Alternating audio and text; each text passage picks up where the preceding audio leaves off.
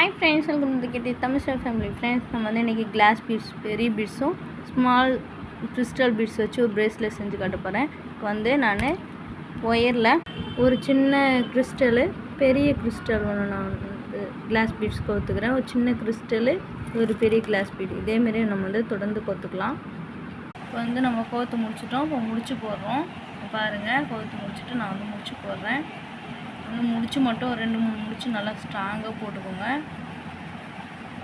எல்லாம் பாருங்கள் எவ்வளோ அழகாக இருக்குன்ட்டு.